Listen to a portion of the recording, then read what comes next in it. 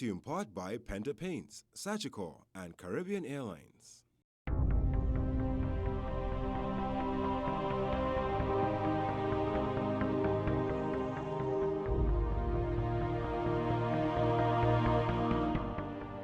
And the water just started coming in the house, and like I said, all the doors, the front, the back, the side, everything just open, and the water just coming in the house. And then I grabbed my son and I push him up in the. I tell him, I say, just stretch your hand, whatever you can find to hold on, just hold on. And I push him up, he hold on, he say, find someone. Then I started to like go on, and like I started to drown, and Bernice gripped me and she pushed me. When she pushed me back up, I just hold on to the thing in the roof. And after that, the water just coming up higher and higher.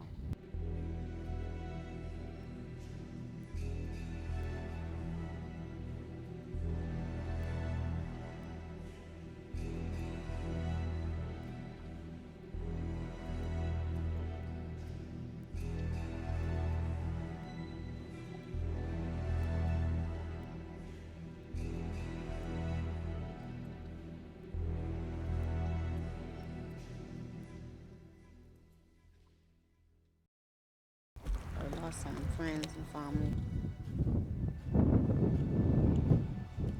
How have you been able to cope? I just hoping and praying that we find something, at least so the families can have closure. Because without a body, you will be wondering what's going on or where it is. So if you could find at least one or two bodies, it would be closure to the families. Especially, I wish I could find my friend HB. Copy, Mark.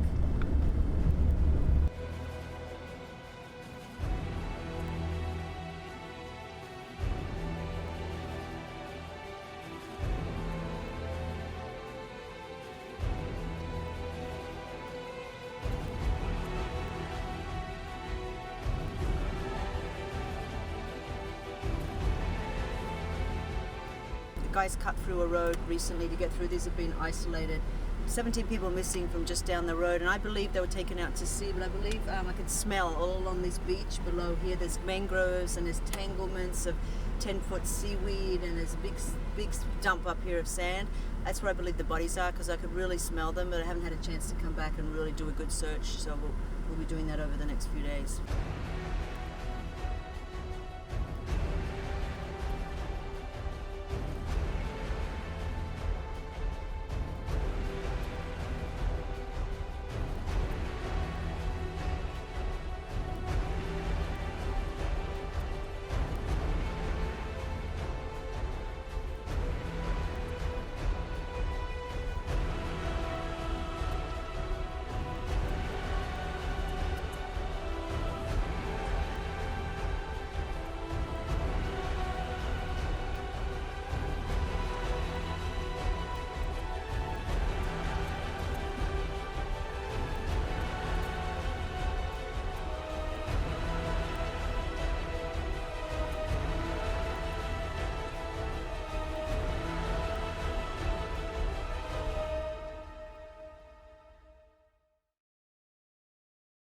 It looks like whoever lived in these places, unfortunately, was taken out to the sea because there's too many personal items that if somebody lived on the island, they would at least come back for these items.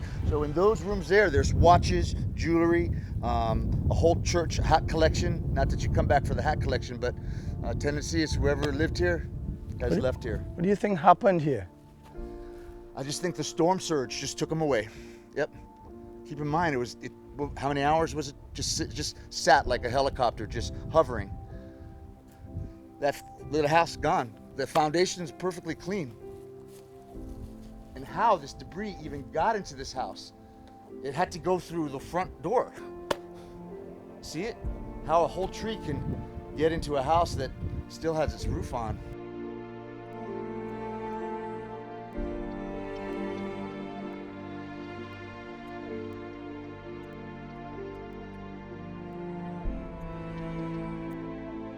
The only thing left standing in this little village of High Rock is its lighthouse. As far as the eye can see along this path, there is only devastation.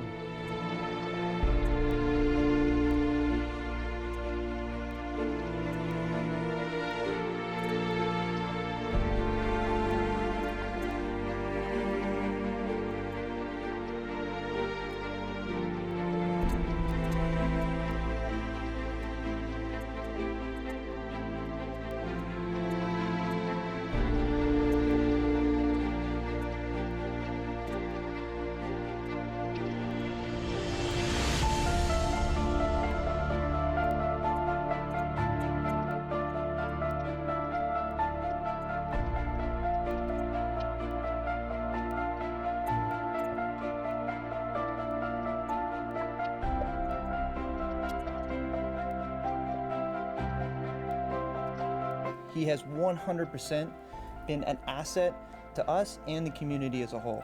Unbelievable work, and like we're humbled to even be a part. You know, I would, you know, just to call him a friend is unbelievable. So I just want, walking away from this, he is doing unbelievable work.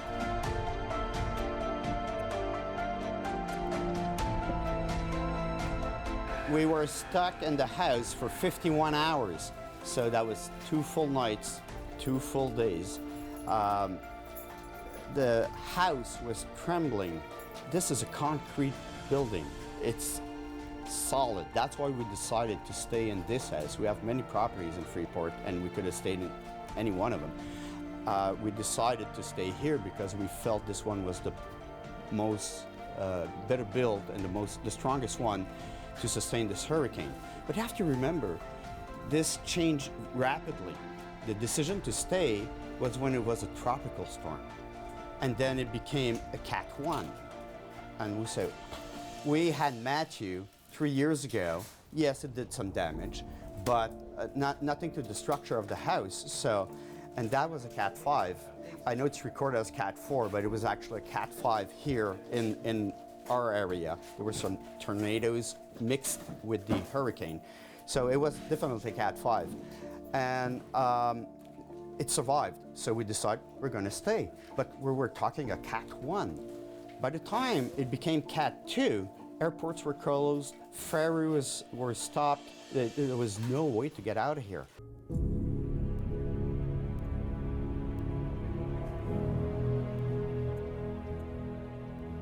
The Bahamians are very resilient, and they have a extremely high spirit.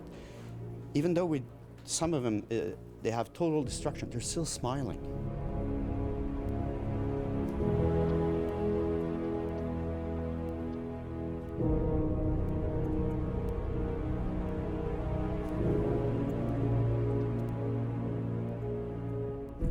Higher up in Pelican Point, the devastation is unimaginable.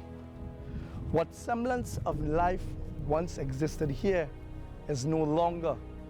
Most of the persons who resided here have been evacuated, forced to find new ways of living.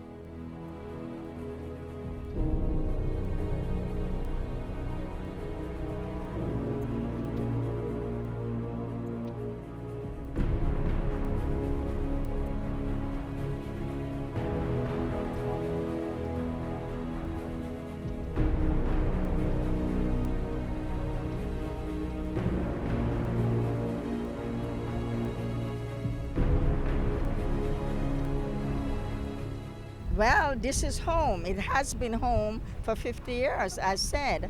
So I don't know any other home. This was where my children were born and grew. So definitely, I will be back. How has the village and the people been able to cope with this level of destruction that nobody has ever seen and possibly in their life? Well, we all considered it home, and because we all considered it home, we are just dying to come back, and we're going to do everything in our power to get it back the way it was.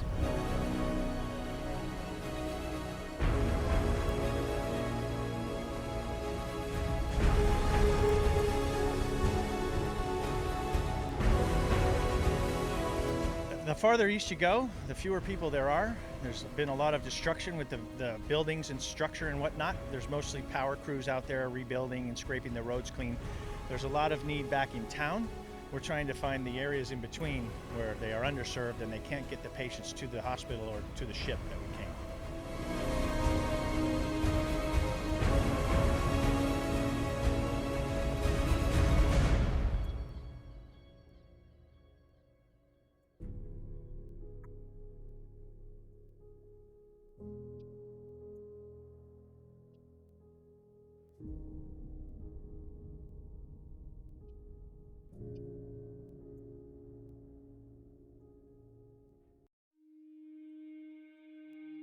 Hurricane Dorian has not only caused an infrastructural nightmare, it has left in its wake an environmental disaster. The oil domes behind me is Grand Bahamas oil depot area. The domes at the top of them have all been ejected. The sheer force of the winds causing that. The result, oil has spilled onto the roadways, found itself across the road onto the swamps and into the rivers and eventually into the ocean, causing now another major headache for the Bahamian government.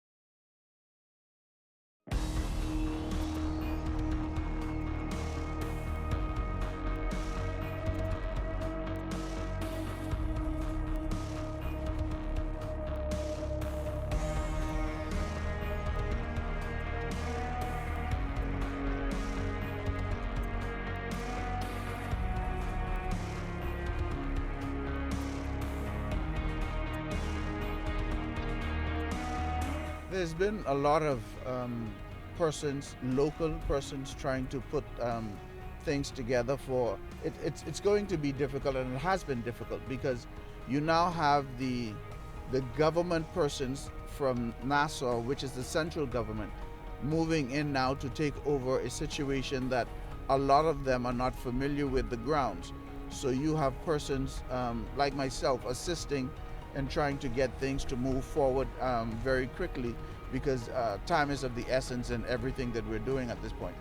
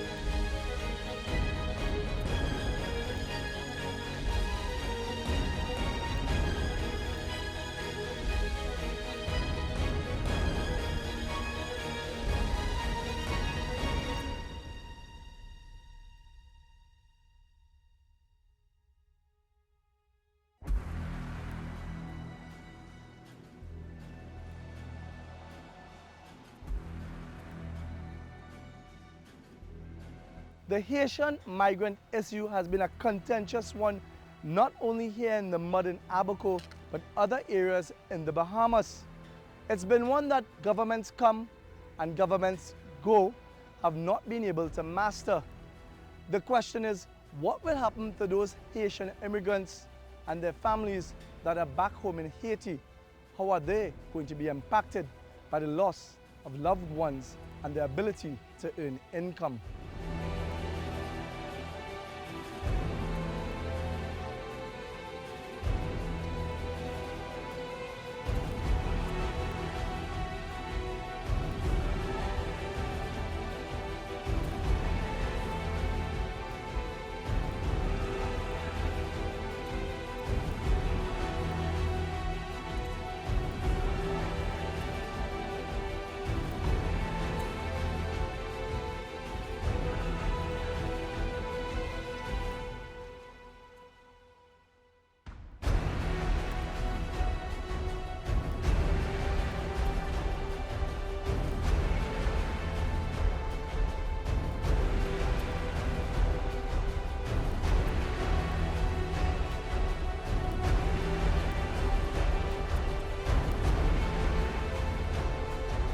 They don't check who, when people are living here for long, they don't check for that. They say everybody's supposed to go. I live here for 40 years old, and 6 children. Yeah? Now, when I live in Haiti, I have 24 years old. Now, I have 66 years old. They're supposed to care. They don't care. Okay? They want people to live it.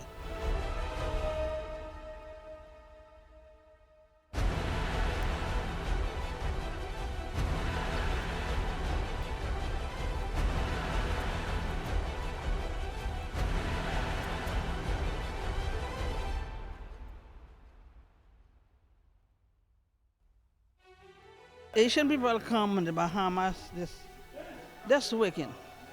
When they found couple dollars to sell to some people in Haiti. Now, that just now, they don't want nobody to go to Chiquito weekend. Right? You see that? They don't want Asian live there no more.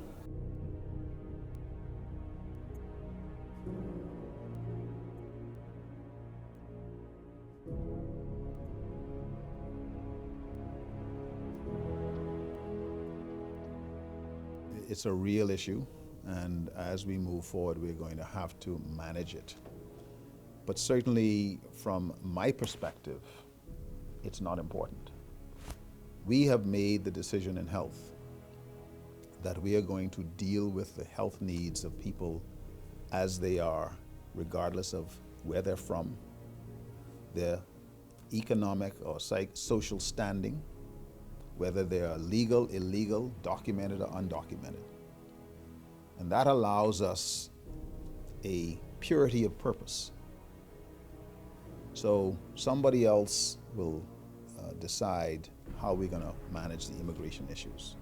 In health, it absolutely doesn't matter.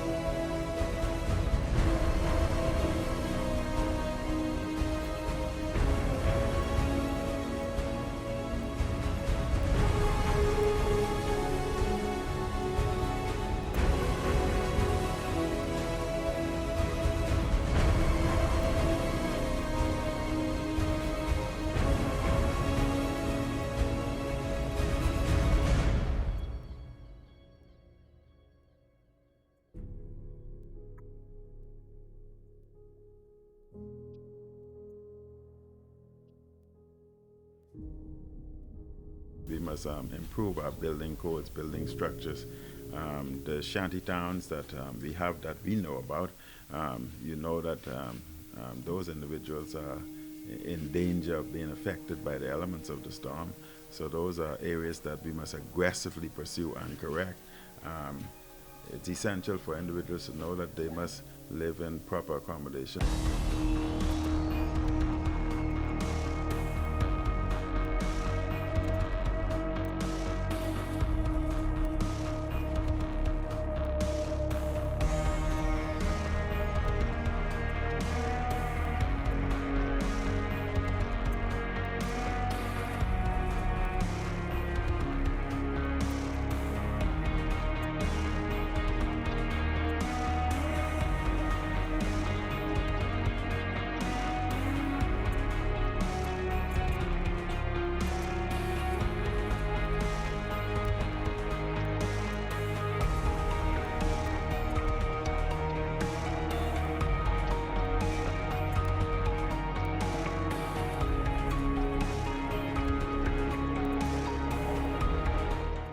Brought to you in part by Penta Paints, Sagicor, and Caribbean Airlines.